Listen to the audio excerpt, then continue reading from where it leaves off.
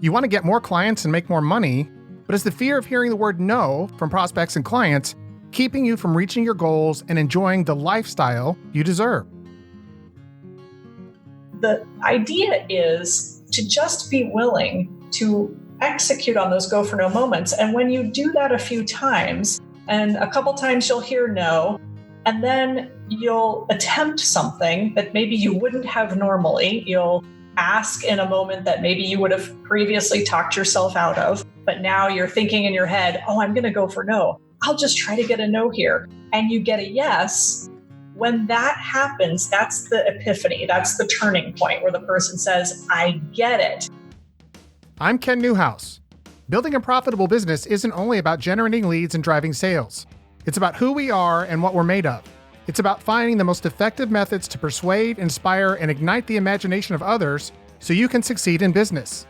If you're a member of the new breed of entrepreneur, I invite you to join the quest as we reveal the newest and most effective methods you can use to get clients now. Human beings were not created to exist in isolation. The desire you have to contribute, be accepted, and be recognized by others is, unfortunately, all too often hijacked by an innate fear of rejection. The searing pain of rejection can explode like a sniper's bullet to the chest. For most of us, rejection is an experience you take personally. When you have invested your time and effort, blood, sweat, and tears into your business, a simple two-letter word can be devastating. Everybody knows that the success of your business doesn't come by necessarily being the biggest, the best, or the fastest. It comes from being the most innovative and adaptive, and ironically, we often forget the underlying truth. Rejection experiences have given birth to cutting-edge ideas and solutions. In many cases, rejection has been the genesis of many a brilliant solution. Solutions that would have otherwise been unthinkable had it not been for the blow to our ego and the anguish that followed. Thankfully, you can learn to embrace rejection in a way that all but eliminates its sting. The amazing news is that once you learn to deploy the strategies we're covering in today's episode, you will no longer fear or try to avoid rejection. In fact, when you learn that pursuing rejection with the end goal of succeeding can lead to your biggest successes in business, you'll begin to actively pursue and look forward to it. As entrepreneurs, we constantly have to ask for the things we want. This is true whether you're just starting out, fighting through those tough early years, or as a result of the new COVID economy, taking a more established business in a new direction. There are countless objectives and responsibilities you have to meet every single day in business, and one of the most important is that you must constantly pitch your products and services to prospects and clients. This constant pursuit means that you hear the word no often. Even when you're not hearing it, you're worried that you're gonna hear it. And that's because, as I mentioned at the outset of today's episode, rejection is the darkest and deepest of human fears. Think about how study after study reveals how rejection stands apart from all other emotions. Most emotions originate and live in the limbic system, but what really sucks is that rejection activates the areas in your brain that are connected to physical pain. In fact, in a recent article in the Proceedings of the National Academy of Sciences, they pointed out that rejection, unlike every other emotion, mimics physical pain. This is one of the reasons why we do our best to avoid rejection. The subconscious association between pain and hearing the word no from a prospective client results in a feeling of dread, much of the time blocking you from asking for what you really want. You know, the subconscious association with pain and hearing the word no from a prospective client often results in a feeling of dread, blocking you from asking for what you really want. On the other hand, when you do ask, the fear of pain and rejection causes you to ask in a non-assertive, insecure way, which is often the death knell of your sales pitch. If you want to transform the fear of rejection to a feeling of empowerment, allowing you to become more successful and profitable than ever, one thing's for sure. You have to learn how to regulate the disruptive emotion that comes with rejection or the anticipation of it. If that sounds like something you'd like to achieve for yourself, I have great news for you. Andrea Waltz, co-author of Go for No, which is the best-selling book on Amazon.com in its category by multiples. Andrea is going to show you how to instantly and effortlessly overcome the fear of rejection on today's episode. And by the end of the show today, you're going to have the confidence to ask for what you want in a way that makes it far more likely that you're going to hear the words, yes. I'm Ken Newhouse, your host, and I want to welcome you to episode 381 of the Get Clients Now podcast, the show that teaches you how leading experts and successful entrepreneurs think, take action, and win. As you learn the strategies that Andrea reveals today, imagine how your confidence will grow. Imagine how obtaining new clients can become easy and effortless, how your business can become more profitable and successful, simply by learning how to transform the fear of rejection into feelings of empowerment and success. Imagine how your business, bank account, and life can change by following the strategies that Andrea gives us on today's show. If you're ready to learn those strategies that help you manage your fear, regain your composure, control your instincts, and choose rational responses that make people want to give you what you're asking for, let's welcome Andrea onto the show.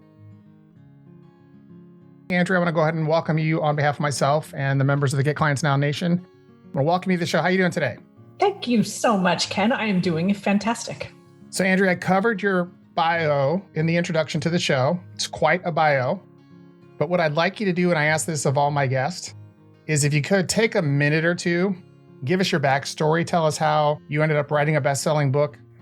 We know it's with your husband. We'll get into that in a little more detail. But how did you go from going to college at Long Beach State to end up writing a best-selling book to starting some of the businesses that you've done and achieving the tremendous success? Bring us up to speed so we've got a good platform from which to start the interview. Gotcha. So I graduated with a Bachelor of Science in Criminal Justice, which I've done absolutely nothing with, and worked my way up I guess you could say, the corporate ladder at LensCrafters, where I met my husband. He convinced me that we should quit our jobs and become outside speakers and trainers. And we had no marketing budget. We were bootstrapping everything. Our business cards were horrible. Our brochures were horrible. But what we decided to do was differentiate ourselves by writing a short self-published book. So that's what we did. And that was the first book. And it really opened doors for us in terms of the clients that we wanted to work with. And back then it was retail organizations, anyone that you would find in the mall, like the big Fortune 500 retailers. So that is really how we got started. Go for No was actually our third book, and it did not start off as a best-selling book at all. In fact, we hit number one on the Amazon sales and selling list 10 years after we wrote Go for No. Wow, talk about delayed gratification. 10 years, that's crazy. I forgot who referred your book to me, and they said, you've got to have this person on your show. But I looked at the 5-star reviews. You have like a bazillion 5-star reviews. The lessons are timeless. The story is amazing. In fact, the story is almost like Back to the Future. I thought of that movie when I read your book. But let me do this. I typically ask my guests, what's something about you that people in the marketplace, could be your clients, your coaching members, typically don't know about you that you'd like them to know, but I'm going to put a spin on this. I'm not going to ask that question. I'm going to ask you this. What's something about you that people in the marketplace think they know about you, but they got it all wrong? Something they think they know about you, but it's not actually correct. They've got it backwards. They've got it wrong. I think that people think that people who are, speakers and authors and experts out there have everything figured out. And really, I think the thing that I would tell people that they have a complete misconception about is that most of the time, because we're always, kind of pushing our comfort zone, most of the time I have no idea what I'm doing. So that's really the big misconception. We learn as we go at every turn. So that's the big thing. That's totally in line with what you teach in the book. And we're going to dig into that in just a minute. So as I mentioned, I alluded to earlier, you wrote this book with your husband, Richard. And so what I'd like to know is who came up with the idea? What was the spark that led to the idea of, hey, let's write this book? And who is the person? Is it you or Richard or someone else who came up with the idea to write this story? Because it's really, let's just shelve the lessons for a second, the business lessons, because they're actually very in-depth and they're very, very helpful and they're profound. I'll say they're profound. But from the story perspective, and that's something I've been studying intently for a while now because I want to be a better copywriter and a better marketer, is how to tell better stories. The story of your book is amazing. So who's the person, what was the spark that led to this, and who gets the credit for coming up with the idea to write the book? I have to give Richard all of the credit for that. Yeah, he was the one who wanted to write it as a fable, and I didn't. And the reason I didn't was because our very first book, which was called Unlocking the Secrets of Retail Magic, was a fable as well, and it had kind of a supernatural twist. Then we wrote a couple other small books for the retail industry. And then when it came time to write Go for No, we knew that we wanted to have a story in it, the central story that we call the Herald Story, which is how our main character learns the go for no philosophy and how it transpires in his life. But I wasn't in favor of writing it as a fable. I just thought it should be kind of your standard, we call them, talking head, preachy books. But he very much wanted to write it as a fable. And then we decided, well, if we were going to do that, to do what we really love to do, which is we love writing things that are a little bit different. We wanted to have kind of a supernatural twist. We wanted to have something unusual. So in the book, our main character goes to bed one night and he wakes up in a house that is owned by a wildly successful future version of himself. When he wakes up in this house, he has no idea who it belongs to, but he comes to find out that it belongs to him. It's just him in the future, 10 years from when he went to bed. And we spend the rest of the book following our main character, Eric, around, him and his successful future version of himself. The two of them kind of get together and they start comparing notes because our main character wants to know, oh my gosh, how is it that you are so wildly successful and I'm kind of mediocre? And the secret is they figure out that there was this go for no moment. And so we really had fun with that. We knew we wanted audiences to have this emotional connection to the story and the characters and to suck them in. That was the goal. Yeah, you definitely suck people in. And I will do this before I start, as with every guest I have on the show. And I'm especially happy to do this. I'm going to guarantee the book. So if you're listening right now and you haven't read the book, invest in the book. It's what is it? Like an hour and a half read if you read slow, an hour if you read fast, if you read a lot. But the lessons are profound. Invest in the book. It's going to pay off for you huge. And even if you know the information that's in the book, this is going to stir up your mind. It's going to help you remember. It's going to encourage you. It's going to excite you, get you moving in the right direction, especially now in light of COVID. If you invest in the book, if you deploy this, just read it. If you say, Ken, you know what? I didn't get a lot out of this. Email me at customerservice@kennewhouse.com. I'll buy the book from you. That's not going to happen though. You're going to thank me again and again and again because the book, everybody loves a good story. Again, shelve the lessons, and they're tremendous and profound. It's a great story, which you don't see often in this type of book. Most people who try to write fiction for a business book struggle with the quality of their writing. I was really intrigued by how well you guys did that. That's why I was really interested to know who came up with the idea, because it was really good. So what I'd like to know from your perspective, Andrea's personal perspective, the protagonist in the book, Eric Bratton, from your personal perspective, what was the biggest single lesson that past Eric learned from future Eric in the book?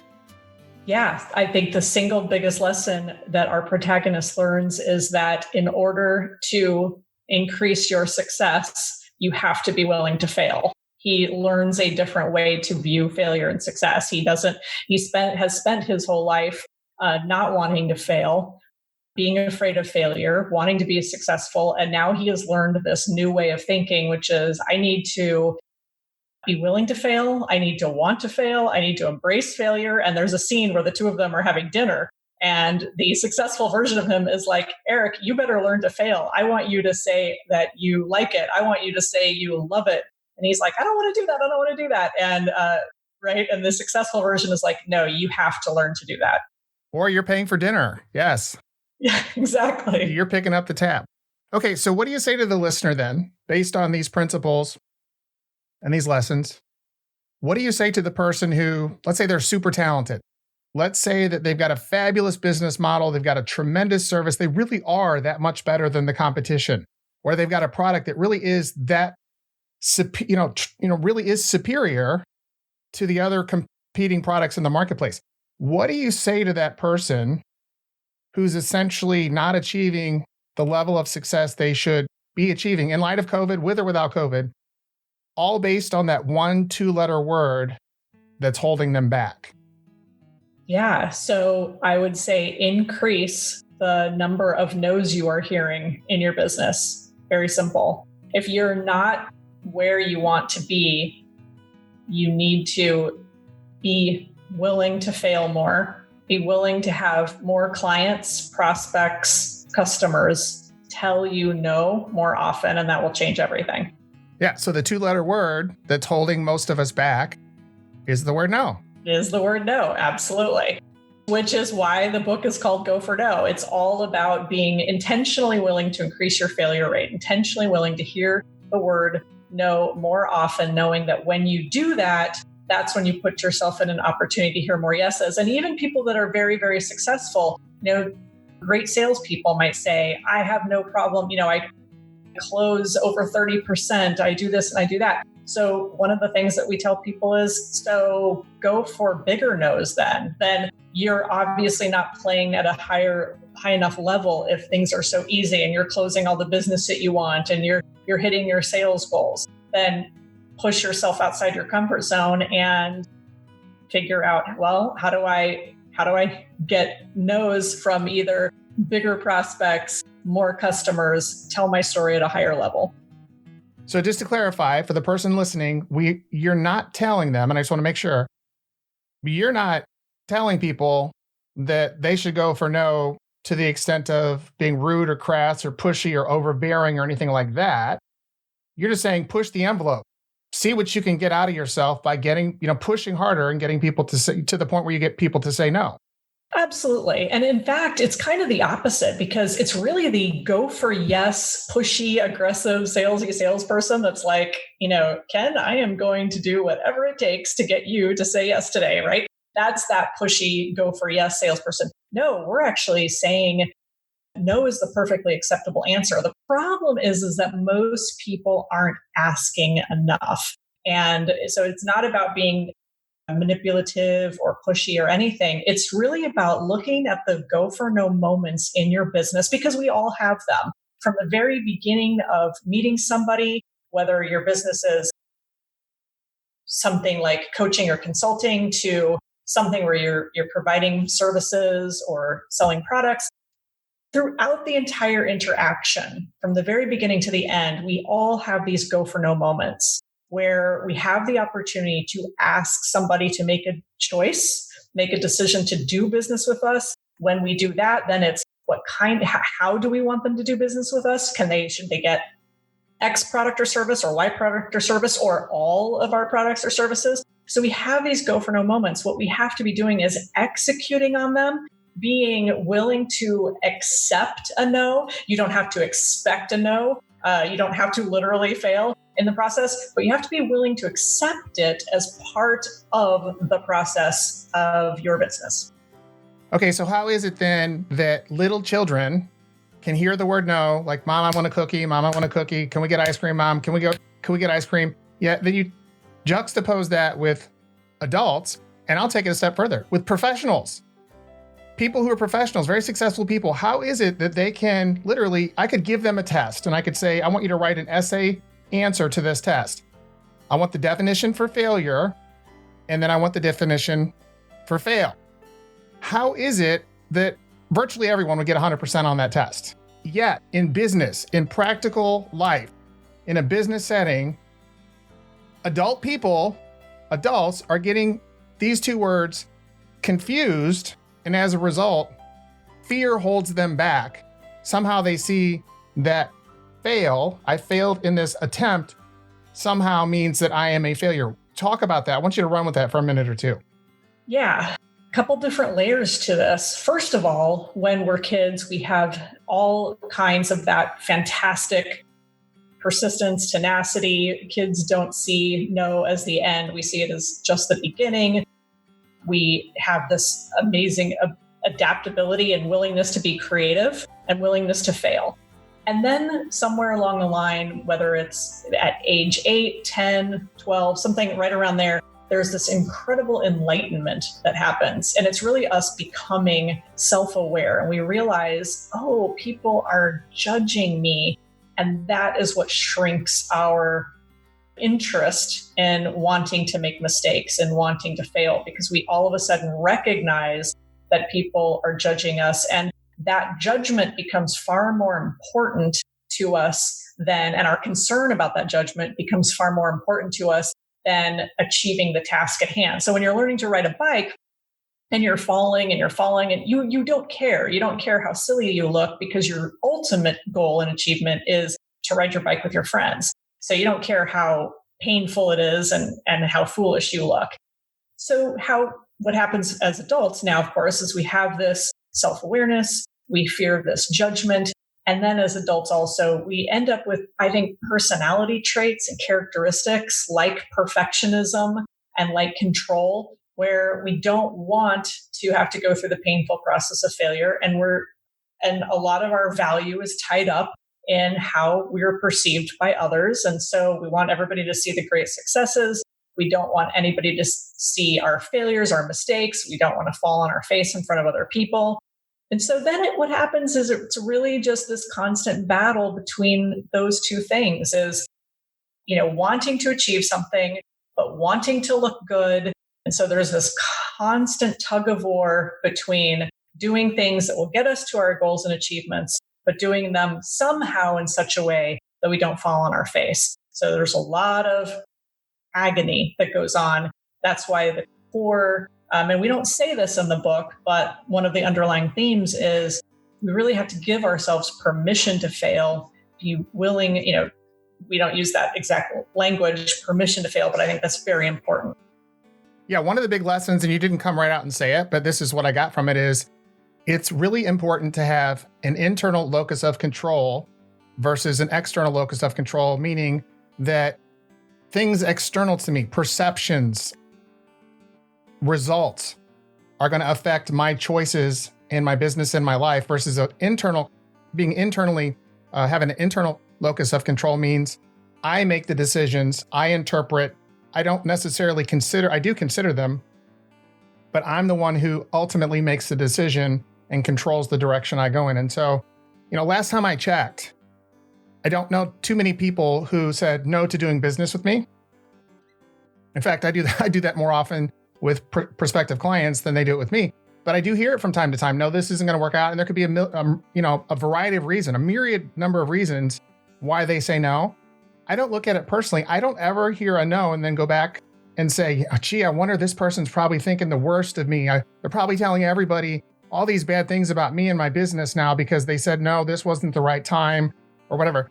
In my experience, and I get your thought on this just quickly, I don't see that happens. I don't believe that it happens. It may, but generally speaking, that's in my mind if it occurs, which it doesn't, but it's not reality.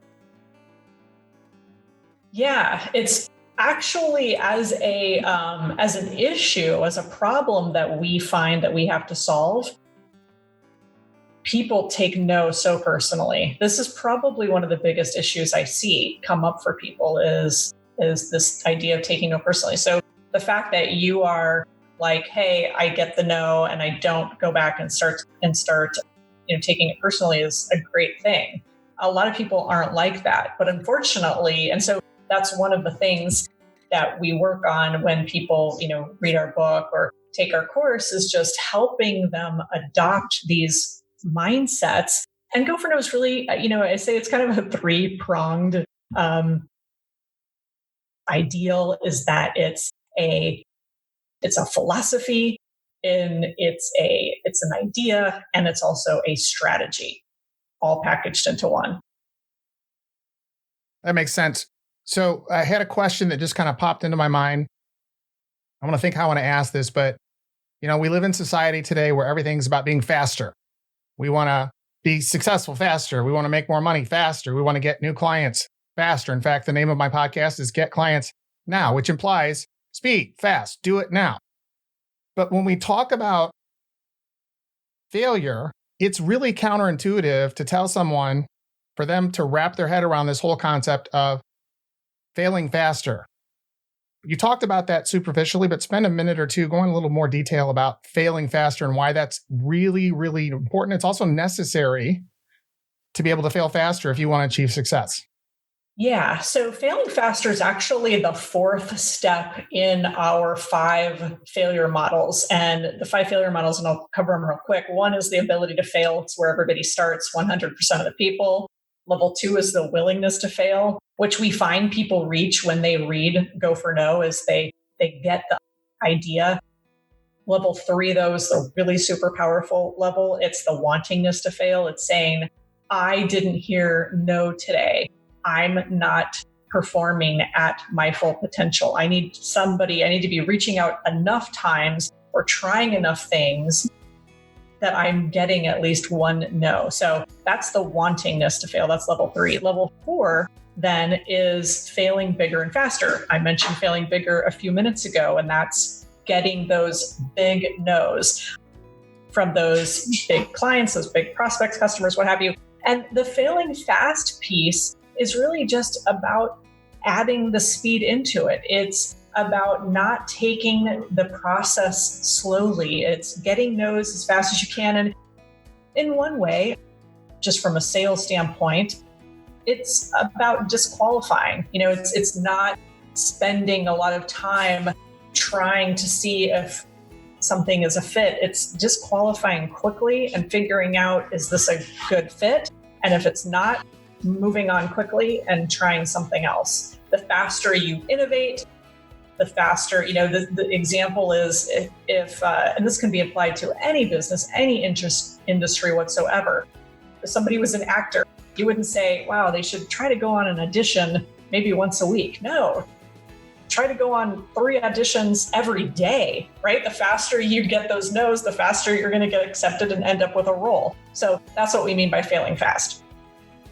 Nice. I was going to ask you, you're a person who's really big on hearing the word no, pushing for no, going for bigger no's. How does a person get to the point of going for no, like wanting and hearing and actually desiring to get that response from prospective clients? You get there by doing it and trying it. That's the only way. And what happens is when we tell people, listen, we all get taught and trained to operate with a go for yes mindset. And we've also created kind of a marketing challenge for ourselves, like calling our book and our brand Go for No. Nobody wants to hear the word no, right? But when we tell people, listen, the subtitle is yes is the destination, no is how you get there. So ultimately, we want people to get yeses. So the idea is to just be willing to execute on those go for no moments. And when you do that a few times, and a couple times you'll hear no, and then you'll attempt something that maybe you wouldn't have normally. You'll ask in a moment that maybe you would have previously talked yourself out of, but now you're thinking in your head, oh, I'm going to go for no. I'll just try to get a no here. And you get a yes. When that happens, that's the epiphany. That's the turning point where the person says, I get it. If I am willing to hear no often, the yeses are out there. And then from then on, they just completely understand it and they embrace it. It's just getting people to try it and having that little bit of an open mind to not just close us off and say, well, I want to hear yes. And so this is a ridiculous strategy or a ridiculous philosophy, which happens. I understand that. It does happen. So I may have asked this. I'm having a senior moment. As you know, I was hit by, maybe you don't know, I was in a head-on collision with a dump truck. When did the light come on where you're like, hey, listen, going for no that's it. We got to push. We got to, this is it. This is the strategy we have to use. When did that happen for you? Or was that with Richard or both of you guys together? Tell me about that.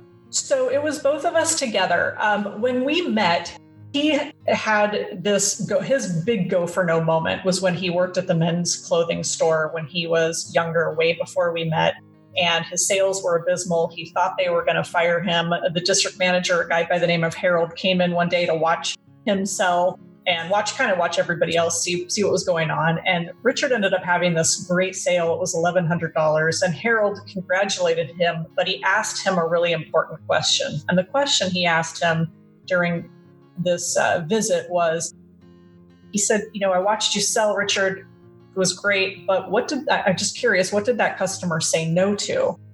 And that was the question that really hit him like a punch because Rich thought he had this fantastic sale, right? It was $1,100. $1,100, yeah. Yeah, and this is way back in the day, right? So that was a lot of money back then in a menswear store. Rich himself had never spent that much money on clothes in his life because he's just the young guy selling clothes.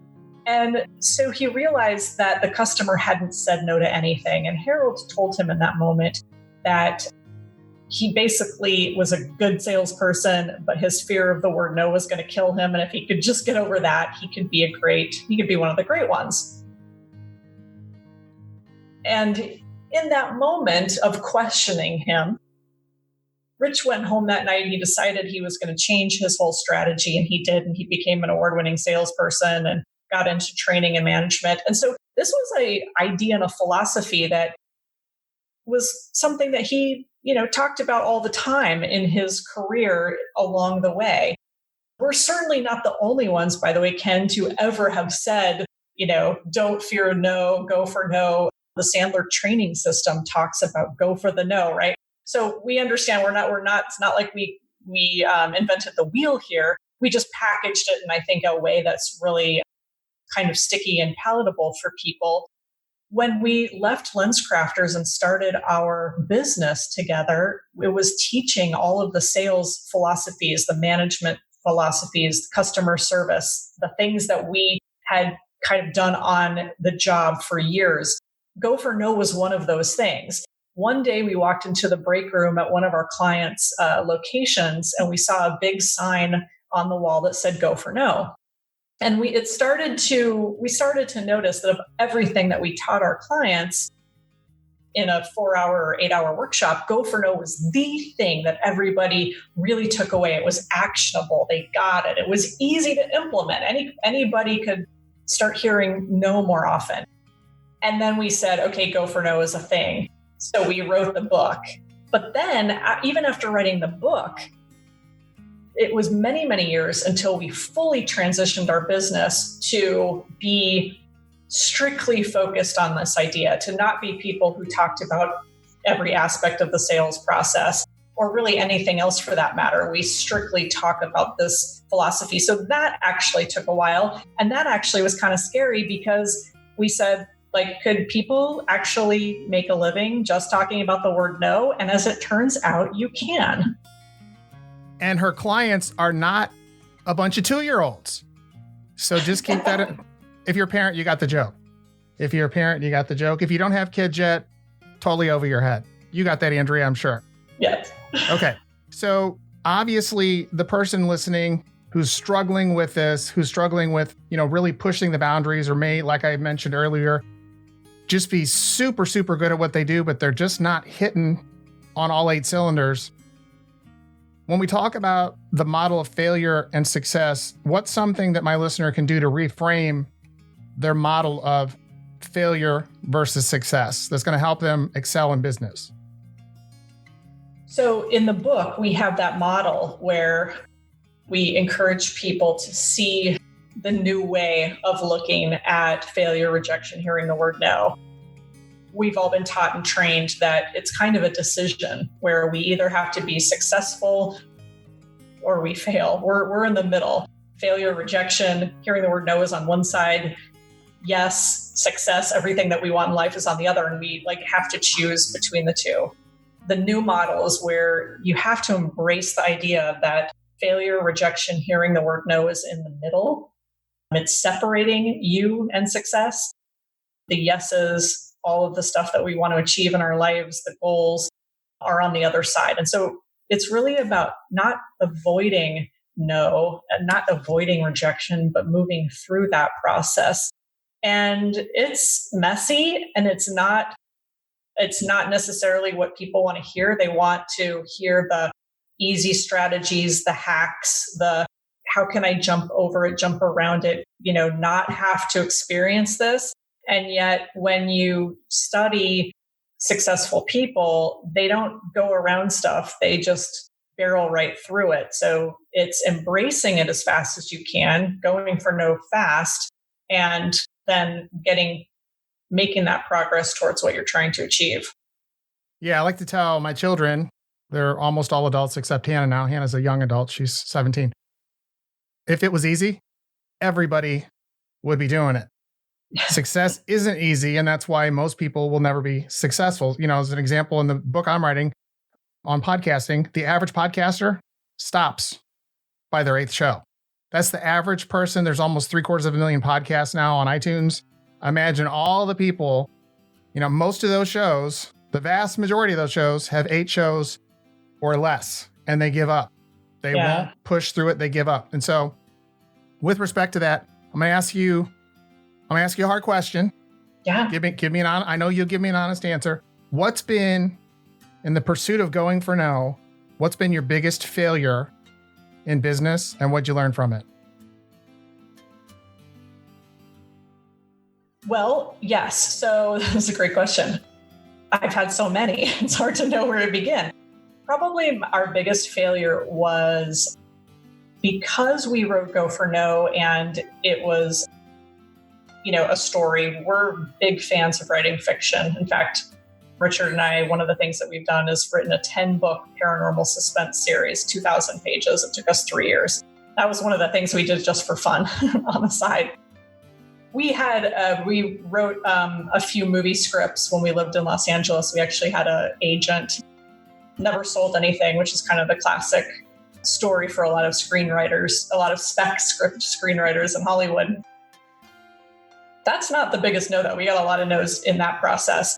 One of the scripts that we wrote, though, we decided a few years ago that it would be really a cool idea. This is like bright, shiny object syndrome, to write a book that was basically from one of the screenplays we had written. And it was called Lincoln on the Lawn. And it was about Abraham Lincoln showing up on the White House lawn out of nowhere. And is he real? Is it really Abraham Lincoln? And it's kind of a thriller.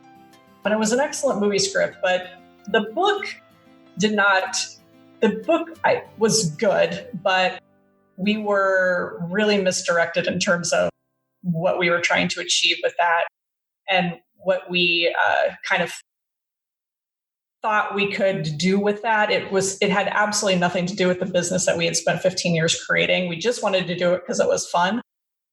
So that was a huge learning experience because we probably spent a year, and I estimate somewhere between $30,000 and $40,000 creating that book and spending a lot of money on the marketing. And then in the end, we sold not 13,000 copies, not 1,300 copies, 13 copies.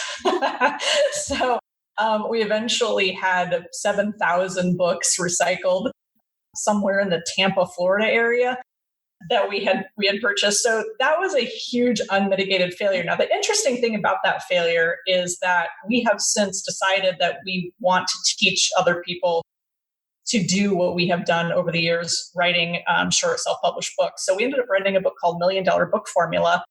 And we talk about the Lincoln book in that, and we actually have analyzed and dissected what made it such a failure. And we've also dissected what made Go for No so successful and some of our other books somewhat successful. And so we've actually figured out a way to monetize that horrific failure, which is a success in the end. So it really wasn't a failure. It was an investment in future success. You could have given up, but you said, no, I'm not giving up. We're going to use this to our advantage. So let me ask you just a few more questions, and then I'm going to talk to you about your business and how people can learn more about you and get in touch with you. But so obviously over your lifetime, you've learned from your own experiences, you and Richard, great business lessons in failure, lessons in success. And I'm sure, like myself, you know a lot of very, very successful people who have been willing and always readily available to share what they've learned as well. That's one of the nice things about knowing people who are kind of in the same area of life as you are. But if my listener was to come to you and say, hey, listen, I want to be really, really successful. I want to attain the top 10% in my industry, in my niche. I want to be one of those top 10% players in my niche. Andrew, what's the best lesson, the best suggestion you could give them you've ever learned in your lifetime, whether you've come up with it through your own personal experience or someone has actually shared it with you and just vicariously you've learned from it? What is the best lesson to help that person or suggestion you could give them to hit top 10% status in their industry or niche? That's a great question. Well, I would say, I guess I'm going to look at this from a Go for No perspective. And this has to do with just focusing in. I like the question because it's very specific in terms of goal. And I think that's the biggest problem people have, is just having too many disparate goals and really not knowing where to begin. So the fact that you've narrowed down that question solves one of the biggest problems right then and there. Is having too many goals, not being focused, not really understanding and having clarity of what you want. So that brings me to being really focused from a Go for No perspective. And I would tell that person, figure out what the 3 to 4 super important Go for No moments are in your business, and then start telling your story as fast as you can to as many people as you can and executing on those Go for No moments. In other words, asking people and giving them an invitation to do business with you and try to get as many no's that will lead to as many yeses as possible. That's good. That's good. All right. Just one more question, then we're going to talk about what the stuff you guys are working on, your book, your coaching program. I know you got just a variety of different things you guys are working on, but Andrea, what's the one question today that I didn't ask that I should have asked? So the one question, I would say probably I do get asked fairly often, what has been our biggest, and I think you kind of asked something like this, but what's been our biggest no? So we did talk a little bit about that. Well, we talked about one of our biggest failures, which was really us getting distracted, which entrepreneurs tend to do all the time. It's a constant battle.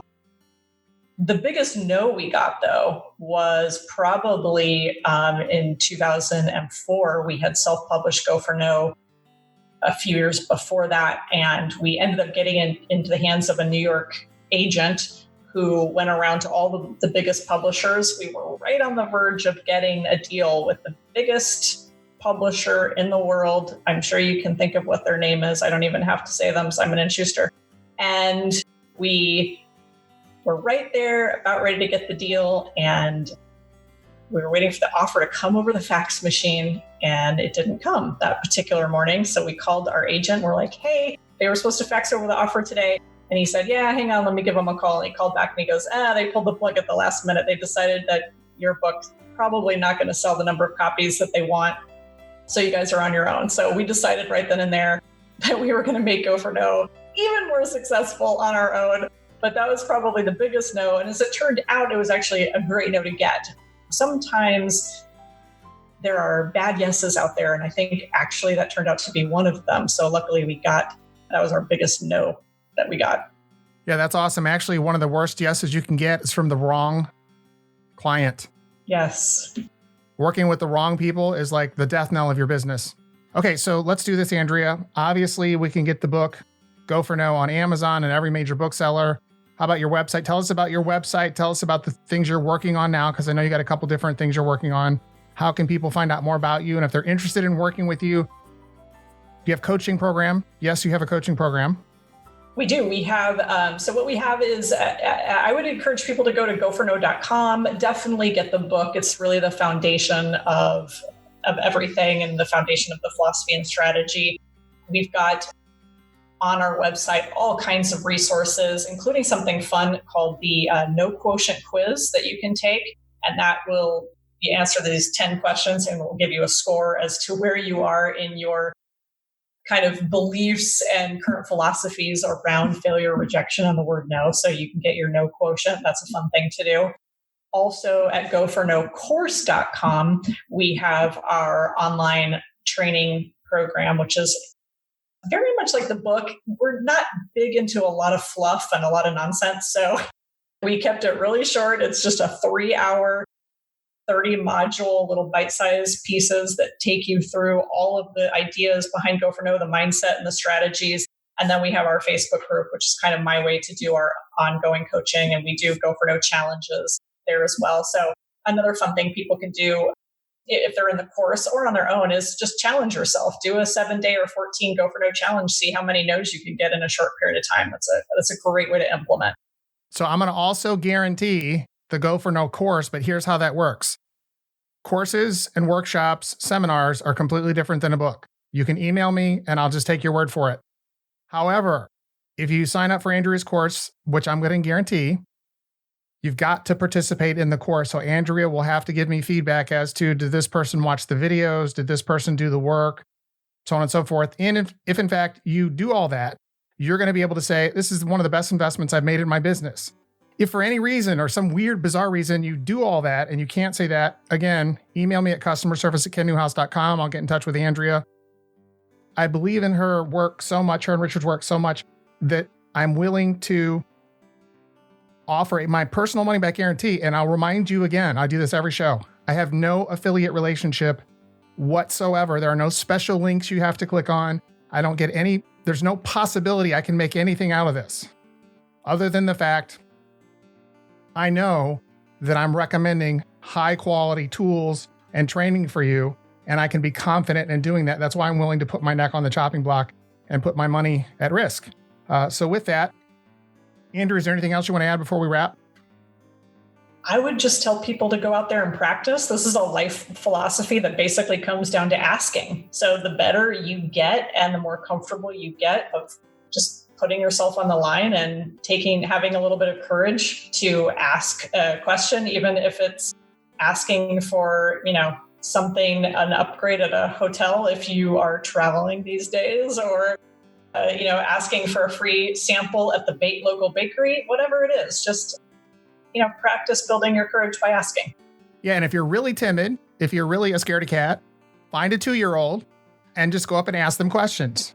And every time they tell you no, ask another one until you kind of desensitize yourself to hearing the word no, and then you can move up maybe to like a 10-year-old or a 12-year-old, and then like maybe to the bakery like Andrea said. But all right, Andrea, I had a really good time today. I really appreciate you being on the show. I know our listeners are going to get a lot out of the show. Again, thanks for being on the show today. Absolutely. Thank you so much for having me. Framing your prospects' communication in a way that allows you to face the fear of rejection, overcome, and benefit from it is something we learned in today's conversation. Additionally, we've had many conversations about mastering communication on the Get Clients Now podcast. Over the last year or so, one of my personal favorites is episode 371, Sales Strategies That Work Even Better in a Bad Economy. My guest on that episode was Carson Hetty, a man that's become one of the leading voices today on effective communication. Certainly over the last 4 or 5 years, he's written a half dozen books or more on that particular subject. And in episode 371, we talked about the distinctions between effective communication and how it relates directly with our ability to get clients now. We went into detail on some of the key thoughts that you want to have in mind as it relates to your ability to successfully communicate with prospects and clients. Episode 371 is where you can find details for that. I'd also recommend episode 357, Communication Strategies You Can Use to Succeed and Sell More in the New COVID Economy, with Mike Weinberg, best-selling author of New Sales Simplified. Weinberg's work covers high-level communication you can use to get more clients and make more sales. And it's a wonderful complement to today's conversation. And most recently, Weinberg authored the bestseller Sales Truth, a book that dives deep into the topic of high-level communication strategies you can use to make your business even more profitable. Episode 357 with Mike Weinberg for that. And then finally, I'd recommend episode 344, NLP Communication Strategies You Can Use to Become More Magnetic and Persuasive with Your Prospects, with Frank Soma. Soma's a very successful entrepreneur, author, and TEDx speaker, and we talked in detail in episode 344 on how to approach and communicate with clients who resist your offers and give you the dreaded no. Soma's strategies are so effective, in fact, that they've been instrumental to my success over the years, and they've actually changed my approach and how I feel emotionally about challenging conversations with prospects and clients. Episode 344 is where to go for that. All of those conversations you can find on the kennewhouse.com website. Before wrapping up, I want to quickly remind you that we're in the process of creating a free membership for you where you're going to be able to access the entire library of conversations searchable by topic since we began the podcast back in 2017. When you become a member on kennewhouse.com, you'll have instant access to my personal library, the book notes, and the highlights that I've captured from Andrea Walton's book, Go for No. You'll also have access to the other books that I featured on the show for the last few years, plus access to a weekly strategy guide that will come into your email inbox every Wednesday. The guide will feature all the links we mentioned on every show that links to books, resources, also other podcast episodes, as well as the most effective strategy we covered on that week's episode. Additionally, the guide will contain other articles online that I found that I think will be useful for you as well. So be sure to listen for the announcement when we launch the new free membership portal we're creating for you on kennewhouse.com. And in addition to all that I've mentioned, the first 500 subscribers, remember this is important. The first 500 subscribers are going to get a free digital copy of the updated version of my book, Profitable Again, as well as a copy of my newest book, Profitable Podcast Blueprint. And speaking of getting past the no and getting better results in your business, Nancy Jutton is my guest next week. Jutton is the author of the best-selling book, Get Known, Get Paid, and she's also a thought leader in the area of guiding subject matter experts and speakers. Jutton has developed a reputation for helping coaches, consultants, entrepreneurs, and professionals become well-known for their work, even if no one knows their names yet. Jutton is also a contributing author to the National Speakers Association book, Speak More, Marketing Strategies to Get More Speaking Business, and The World's Greatest Speakers, Insider Secrets to Move Your Audience to Action. So join me for a conversation with Nancy Jutton next week. Have a great weekend, and I'll see you next Monday. Take care. Bye-bye. Our objective with this podcast is to help you and your business stand out in the marketplace by crystallizing your messaging, marketing, and communications. On behalf of the whole Kin Newhouse team, thanks for listening.